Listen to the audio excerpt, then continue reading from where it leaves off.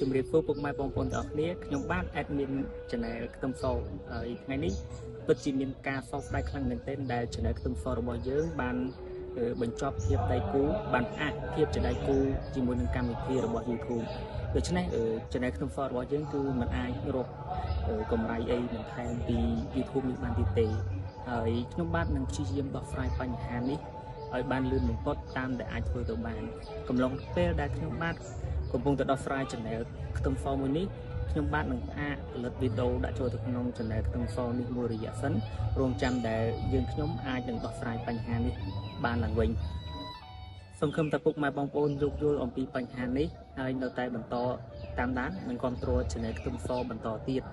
ជំនួសមកវិញខ្ញុំបាទនឹងព្យាយាមផលិតវីដេអូឲ្យបានច្រើនតាមដែលអាចធ្វើទៅបានដាក់ចូលក្នុង channel ភូមិចាស់ហើយ channel ខ្ទឹមសនេះដែរខ្ញុំប្រហែលជានឹងអាចផុសវីដេអូដែលថតដោយកាមេរ៉ាយើងផ្ទាល់ដើម្បីជៀសវាងកុំឲ្យ YouTube ចាប់ថា channel យើងគឺបង្កើតឡើងដោយ AI ដែលជាហេតុធ្វើឲ្យ channel របស់ខ្ញុំត្រូវបាន YouTube អាចកម្មវិធីជាដៃគូជាមួយនឹង YouTube សង្ឃឹមថាពុកម៉ែបងប្អូននឹងមិនធុញជាមួយនឹងវីដេអូ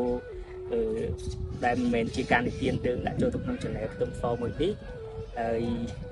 បាទយើងសង្ឃឹមថានឹងបាន